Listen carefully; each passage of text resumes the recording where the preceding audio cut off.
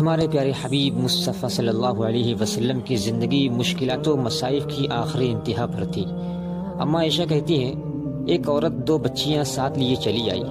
سراپا سوال تھی، لیکن دولت قدر نبوت میں ایک کھجور کے سوا کچھ نہ تھا۔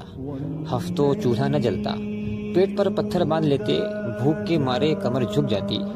الغرض آزمائش کا ہر رنگ سامنے آیا، یتیم پالے گئے، نبوت کو جھٹلا دیا گیا، گالیاں کھائیں، تانے سہے، سرے بازار آوازیں کسی گئیں، برس سرعام رسوا کیا گیا۔ کبھی عمار کو جنت کے وعدے دیتے تو کبھی خباب کو پچھلی امتوں کی مثالیں دیتے، کبھی اپنی پیشانی سے لہو صاف کرتے۔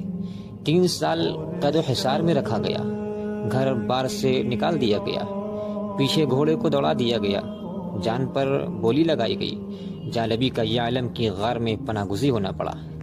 یکے بعد دیگرے 6 جگر گوشوں کو اپنے سامنے سپردے خاک ہوتے دیکھا، نیزے کے وار سے پیاری بیٹی زینب کا حمل ضائع ہوتے دیکھا۔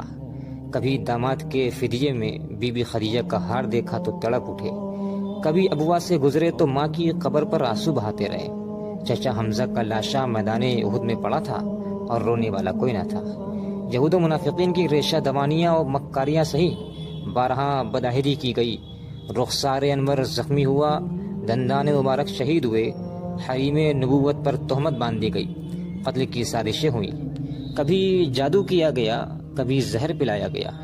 فرمایا کرتے، مجھے اللہ کے راستے میں جس طرح ڈرایا گیا کسی اور کو نہ ڈرایا گیا، اور مجھے وہ اذیت دی گئی جو کسی اور کو نہ دی گئی۔ دنیا سے منہ موڑے رکھا اور اللہ سے لو لگائی رکھی۔ فرمایا کرتے تھے، میرا اس دنیا سے کیا لینا دینا، میں تو مسافر ہوں جو درخت تلے تازہ دم ہونے کو رکا ہوں، مجھ کو تو جانا ہی ہے۔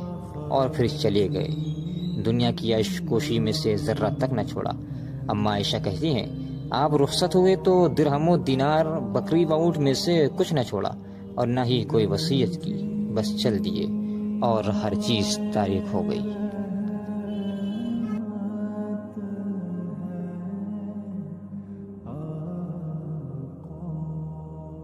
ہمارے پیارے حبیب مصطفیٰ صلی اللہ علیہ وسلم کی زندگی مشکلات و مصائب کی آخری انتہا پر تھی۔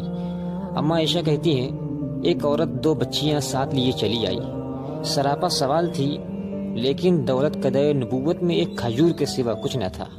ہفتوں چولہا نہ جلتا، پیٹ پر پتھر باندھ لیتے، بھوک کے مارے کمر جھک جاتی۔